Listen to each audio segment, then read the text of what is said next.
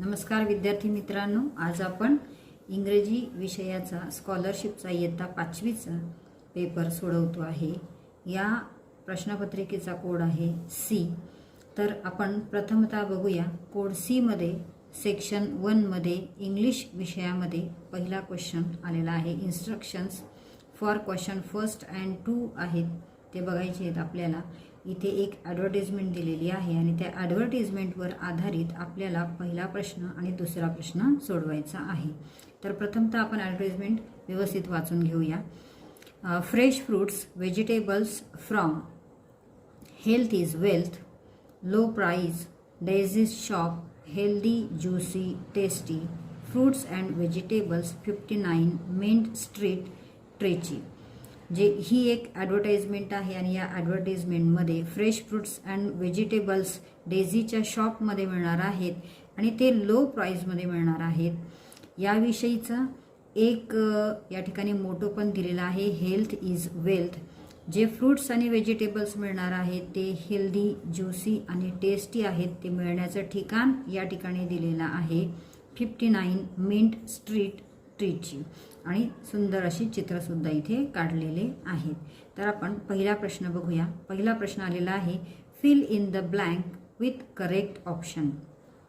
This advertisement is base on. या ठिकाणी 4 पर्याय आपल्याला दिलेले आहे। तर ॲडव्हर्टाइजमेंट कशावर बेस आहे, कशावर आधारलेली आहे ते आपल्याला शोधायचं आहे। पहिला पर्याय फ्रूट्स अँड मीट, फ्रूट फळं, मीट या ठिकाणी नाही म्हणजे हा ऑप्शन येणार नाही। दुसरा पर्याय आहे विजन अँड डायरी, तर या ठिकाणी विजनचा काही संबंध नाही आहे। डेअरी जे आहे, डेअरीचे प्रॉडक्ट्स या ठिकाणी आपल्याला दिलेले नाही आहेत। त्यानंतर तिसरा फ्रूट्स अँड स्मूथी, हे सुद्धा दिलेलं नाही आहे म्हणजे आपला पर्याय आहे पर्याय क्रमांक 4, जो की बरोबर पर्याय आहे, व्हेजिटेबल्स अँड फ्रूट्स। दुसरा प्रश्न आहे, select the motto for the advertisement. आता या ॲडव्हर्टिजमेंटमधला मोटो आपल्याला शोधायचा आहे। तर या ठिकाणी तुम्ही बघितलं तर मोटो दिलेला आहे हेल्थ इज वेल्थ, तर पहिलाच पर्याय आहे इथे हेल्थ इज वेल्थ, हे अगदी करेक्ट उत्तर या ठिकाणी आहे। बाकीचे 3 पर्याय आपल्याला बघण्याची गरजच नाही त्यामुळे। आता प्रश्न क्रमांक 3 बघूया। Choose the correct alternative for the given sentence. योग्य आपल्याला अल्टरनेटिव्ह निवडायचं आहे दिलेल्या वाक्यासाठी। वाक्य आहे, hurray teacher we want to play kho kho. आता या वाक्याचं आपल्याला पंक्च्युएशन बघायचं आहे। पहिलं पंक्च्युएशन दिलेलं आहे कॅपिटल एच फॉर हुर्रे, तर हो कॅपिटल एच आपल्याला हुर्रे या ठिकाणी आलाच पाहिजे। दुसरं आहे capital T for teacher, S T for teacher capital असायला पाहिजे। आपण सगळे पर्याय आधी वाचून घेऊयात। कॅपिटल डब्ल्यू फॉर वी, याची गरज नाही आहे, वीचा डब्ल्यू कॅपिटल नको आहे आपल्याला। कॅपिटल एच फॉर हुर्रे आणि and capital T for teacher, ही दोन्हीही गोष्टी या ठिकाणी आपल्याला दिलेल्या आहे। आपल्याला 2 पर्याय निवडायचे नसतात म्हणून पहिला आणि दुसरा बरोबर असला तरी आपण निवडू शकत नाही। आपल्याला एकच पर्याय निवडायचा आहे आणि ते दोन्ही बरोबर उत्तर आपल्याला पर्याय क्रमांक 4 मध्ये दिलेले आहे। यानंतर आपण बघूया पुढचा प्रश्न, प्रश्न क्रमांक 4।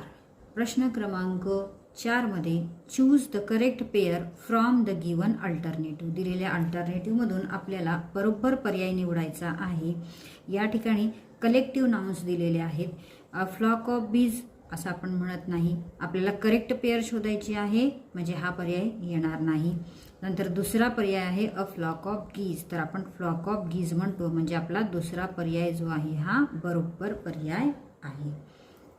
त्यानंतर आपण 5वा प्रश्न बघूया। Pick out the missing colour of a rainbow. रेनबोमधील मिसिंग कलर आपल्याला शोधायचा आहे। कलर्स दिलेले आहेत बघा, red, orange, yellow, green, blue, मध्ये गॅप आहे अँड व्हायलेट। या ठिकाणी कलर्सची नावं दिलेली आहेत बघा। पहिला पर्याय इंडिगो, दुसरा आहे व्हाईट, तिसरा आहे पिंक आणि चौथा आहे पर्पल। तर यापैकी मिसिंग कलर कुठला आहे थोडासा विचार केला तर तुमच्या लक्षात येईल की मिसिंग कलर या ठिकाणी आहे Indigo.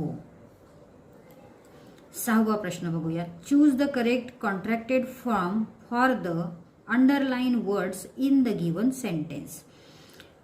I am not interested. I am not underline केलेला आहे बघा, आणि ह्याचा बरोबर कॉन्ट्रॅक्टेड फॉर्म म्हणजे संक्षिप्त रूप आपल्याला शोधायचं आहे. तर संक्षिप्त रूपामध्ये पहिला पर्याय आहे आरंट, दुसरा आहे एंट, तिसरा आहे एम्प्ट आणि चौथा आहे आर्न्ट. तर या ठिकाणी आरंट जो आहे हा पर्याय नाही आहे, कारण आर नॉटचा आरंट पर्याय येतो.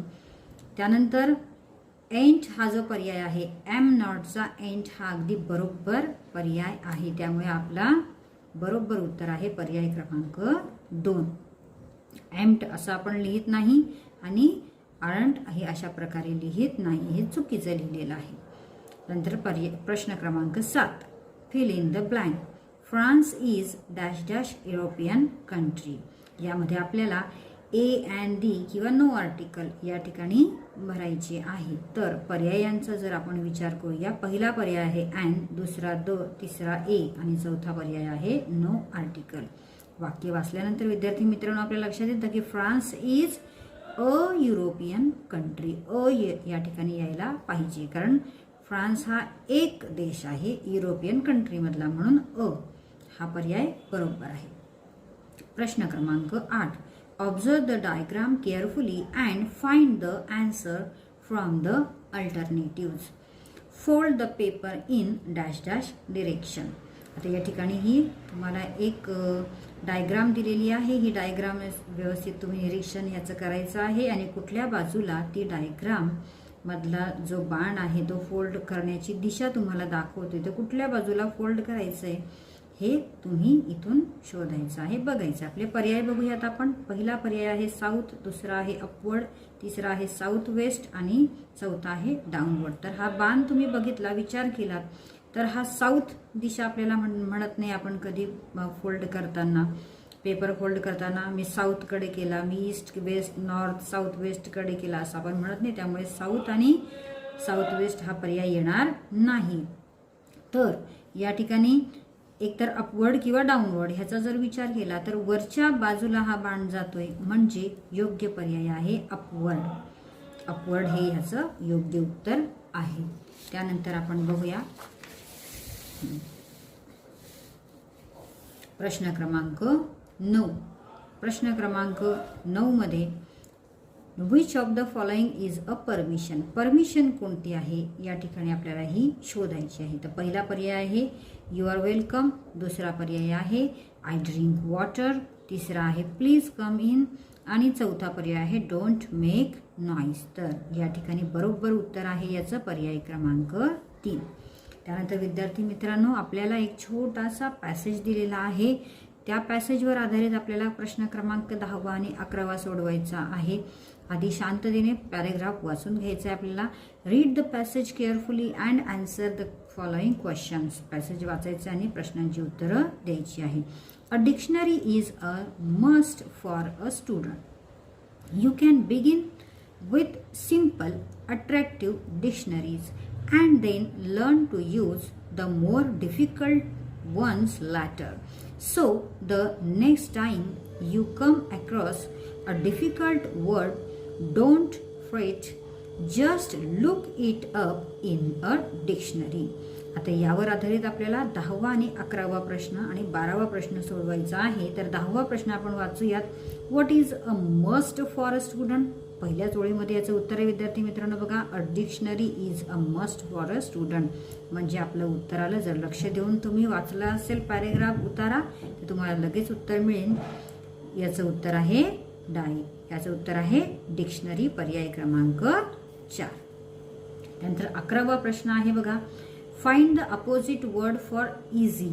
इझीच्या विरुद्धार्थी शब्द आपल्याला शोधायचा आहे. तर इझीच्या विरुद्धार्थी शब्द कुठला आहे, तर इझीच्या विरुद्धार्थी शब्द आहे डिफिकल्ट. इथं सोपं आहे अगदी. त्यानंतर प्रश्न क्रमांक 12वा, fill in the blank with correct alternative. One can begin with dash dash dash dash dictionaries. या ठिकाणी दुसरंच वाक्य आहे बघा विद्यार्थी मित्रांनो, तुम्ही नीट वाचलं असेल तर you can begin with simple attractive dictionaries. म्हणजे उत्तर काय यायला पाहिजे. 4 पर्याय तुम्हाला इथं दिलेले आहेत. 4 पर्यायापैकी योग्य उत्तर कोणतं आहे, सिंपल, पहिला पर्याय सिंपल अट्रॅक्टिव्ह डिक्शनरी. त्यानंतर विद्यार्थी मित्रांनो, आपण बघूयात पुढील प्रश्नपत्रिका मध्ये पुढचा प्रश्न क्रमांक 13. Match the correct instructions from the given alternative. या ठिकाणी तुम्हाला 2 गोल दिले, 2 सर्कल आहेत. या सर्कलमध्ये 3 आणि ABC असे 2 भाग केलेले आहेत आणि त्या 2 भागांचे तुम्हाला या ठिकाणी जोड्या जुळवायच्या आहेत आणि करेक्ट उत्तर त्या ठिकाणी तुम्हाला शोधायचं आहे. तर आपण आधी वाचूयात. शब्द काय दिले? टर्न, क्लाइंब, गो. आणि दुसऱ्या गोलामध्ये आहेत अप, लेफ्ट आणि डाऊन. तर हे एकमेकांसोबत आपल्याला जोडून फ्रेजेस तयार करायच्या आहेत. तर या ठिकाणी कशी फ्रेज तयार होते बघा. टर्न लेफ्ट, टर्न लेफ्ट म्हणजे 1 सोबत बी. मग पहिला पर्याय जो आहे, पहिल्या पर्यायामध्ये 1 सोबत ए आहे म्हणजे हा आपला योग्य पर्याय नाही. दुसऱ्यात 1 सोबत सी ची जोडी लावली, हाही पर्याय नाही. तिसऱ्या पर्यायात मात्र 1 सोबत बी ची जोडी लावली आहे म्हणजे हे आपलं उत्तर असू शकतं, पण आपण आधी चेक करूयात. हां, तर 1 सोबत बी, टर्न लेफ्ट. त्यानंतर क्लाइंब, क्लाइंब अप. आपण काय म्हणतो? क्लाइंब अप म्हणजे दुसऱ्यासोबत ए, 2A हे पण बरोबर आहे. गो, गो डाऊन, गो डाऊन. अरेच्या म्हणजे 3C म्हणजे आपला पर्याय कोणता आहे? योग्य पर्याय आहे पर्याय क्रमांक 3. या ठिकाणी आपल्याला हे उत्तर मिळाले. त्यानंतर 14वा प्रश्न बघा.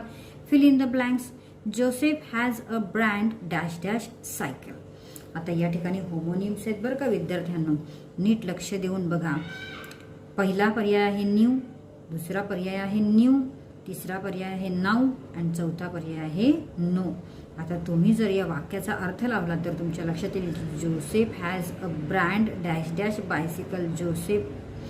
जोसेफकडे सायकल आहे, पण कशी सायकल आहे? न्यू, न्यू म्हणजे समजले सायकल म्हणणार का आपण? नाही.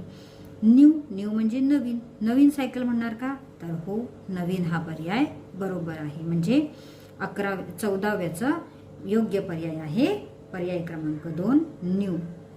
आपण नाऊ म्हणणार नाही, नाऊ म्हणजे आत्ता आणि नो म्हणजे नाही. त्यानंतर जाऊया पर्याय प्रश्न क्रमांक 15 मध्ये.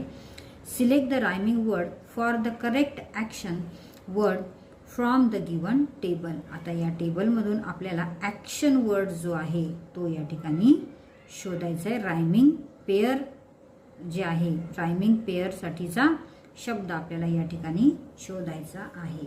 तर शब्द आहेत डिग, बीब, टार आणि फिन. याच्यापैकी जर तुम्ही विचार करायचा आहे की ॲक्शन वर्ड कोणता आहे तर डिग, आणि मग डिगसाठीचा रायमिंग वर्ड कुठला आहे तर फिग. फार होत नाही, रिब होत नाही, बीन होणार नाही. तर पर्याय क्रमांक 3 फिग, डिग, फिग हे योग्य रायमिंग वर्ड आहे. 16वा प्रश्न पाहूयात. Fill in the blank dash dash no my mobile is ringing. या ठिकाणी आपल्याला एक्सक्लामेशन वर्ड या ठिकाणी शोधायचा आहे.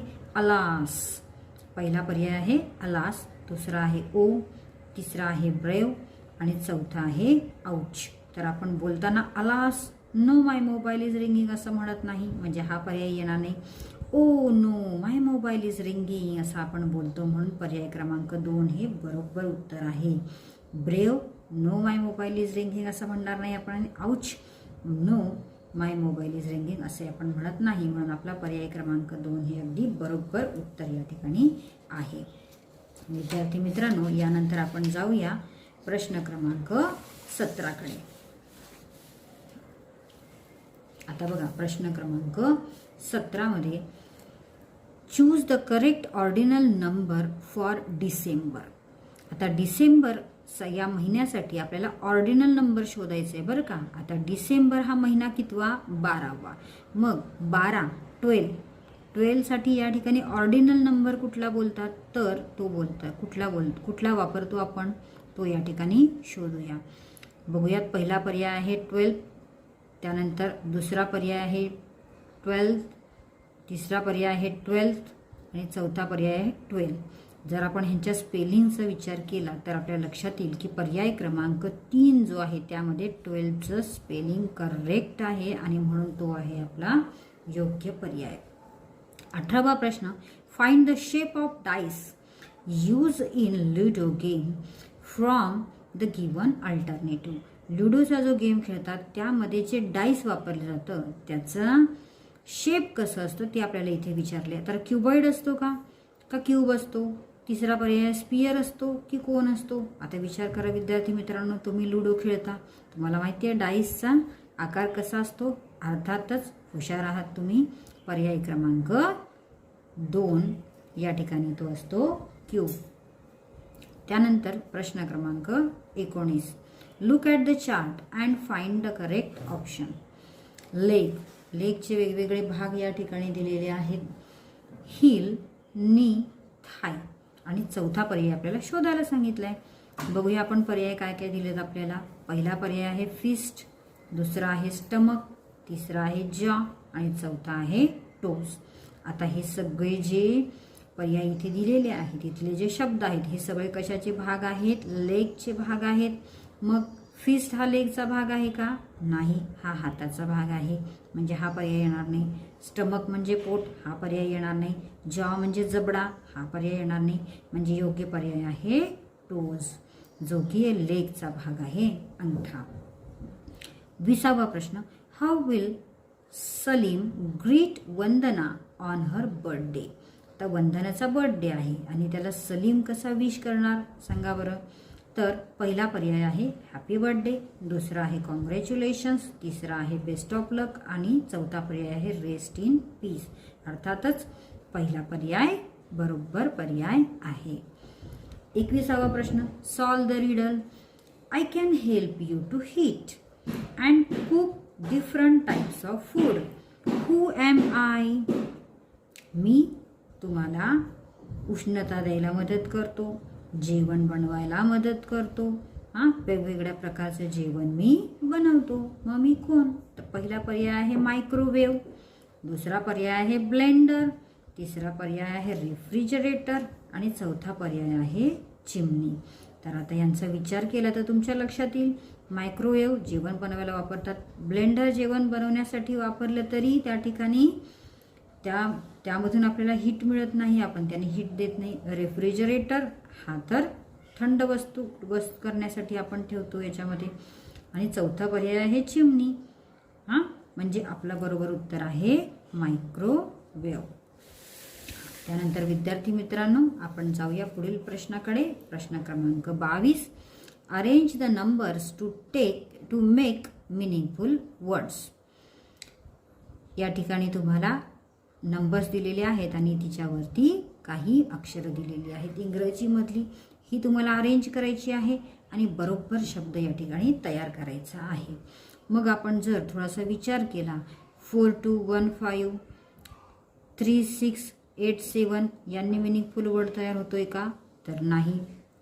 दुसरा पर्याय बघा, दुसरा पर्याय आहे 4213 7586 याने योग्य शब्द तयार होतोय का? बघूया, विचार करा. 4 कशासाठी आहे? D, 2 I, 1 N, 3 O, 7 S, 5 A, 8 U आणि 6 आहे आर. तर हे शब्द जर तुम्ही एकत्र जुळवले तर डायनासोर हा शब्द या ठिकाणी तयार होतो आणि म्हणून हा पर्याय आहे बरोबर पर्याय. 23वा प्रश्न, चूज द इनकरेक्ट ऑप्शन. बघा विद्यार्थी मित्रांनो प्रश्न काय आहे? चूज द इनकरेक्ट, चुकीचा पर्याय आपल्याला इथे निवडायचा आहे की चुकीचा कोणता पर्याय आहे? The clock shows the time. या घड्याळीमध्ये कुठली वेळ दाखवलेली आहे? तुम्ही जर बघितलं तर छोटा काटा मोठा काटा दोन्हीचा विचार करायचा आहे की छोटा काटा जो आहे तो कुठे आहे? 4 आणि 5च्या मध्ये आहे, 5च्या थोडा जवळ आहे आणि मोठा काटा हा 9 वर आहे. म्हणजे तसं बघितलं तर 9:45 5 झाले, ज्या इंग्रजीत काय म्हणतात, 4:45 म्हणतात. पहिला पर्याय आहे 4:45, जो की बरोबर पर्याय आहे. तो आपल्याला निवडायचा नाही आहे, म्हणजे ही बरोबर वेळ दाखवलेली आहे. 3:15 3:15 हां, 4 वाजल्यापासून 4 वाजून त्या ठिकाणी 15 मिनिटे होऊन गेलेली आहेत. बघूयात.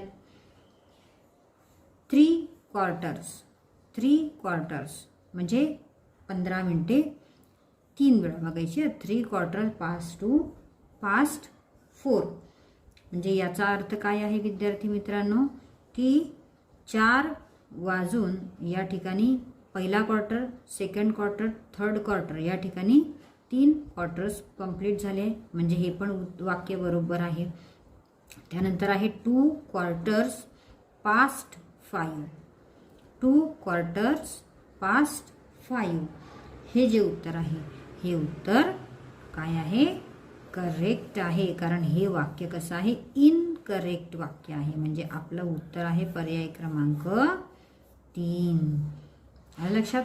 45 minutes past 4, 4 वाजून 45 मिनिटं. तर हो, 4 वाजून 45 मिनिट झालेले आहे. म्हणजे आपलं उत्तर काय येईल, चुकीचं ऑप्शन शोधायचं आहे ना आपल्याला, चुकीचं ऑप्शन शोधायचं आहे. म्हणून पर्याय क्रमांक 3 हे उत्तर बरोबर आहे. त्यानंतर प्रश्न क्रमांक 24 बघूया. Choose the proper punctuation mark in the end of the sentence. That's an excellent idea. आता ही वाक्य जे आहे, हे वाक्य एक्सक्लामेटरी वाक्य आहे. मग एक्सक्लामेटरी वाक्यामध्ये शेवटी काय असतं विचार करा बरं. क्वेश्चन मार्क असतो का, नाही, तो प्रश्नचिन्हात असतो. त्या ठिकाणी कॉमा असेल का, नाही, म्हणजे हाही पर्याय नाही आहे. फुल स्टॉप असेल का, तर नाही. म्हणजे योग्य उत्तर आहे पर्याय क्रमांक 4, ज्यामध्ये उद्गारवाचक चिन्ह एक्सक्लामेशन मार्क्स दिलेला आहे. आणि आता पुढचा प्रश्न बघूया. प्रश्न क्रमांक 25. Select the correct option. We should cut our hair. आपण आपले केस कापायला पाहिजे. पर्याय आहे, पहिला पर्याय आहे हार्डली, दुसरा आहे रेग्युलरली, तिसरा आहे टेरिबली आणि चौथा आहे रिसेंटली. पर्यायाचा विचार करा. हार्डली, रेग्युलरली, टेरिबली की रिसेंटली. विद्यार्थी मित्रांनो, योग्य पर्याय आहे रेग्युलरली. नियमितपणे आपण केस कापले पाहिजे. तर विद्यार्थी मित्रांनो, तुम्हाला उत्तरं समजली असतीलच. यानंतर पुन्हा भेटूया आपण पुढील भागात. धन्यवाद.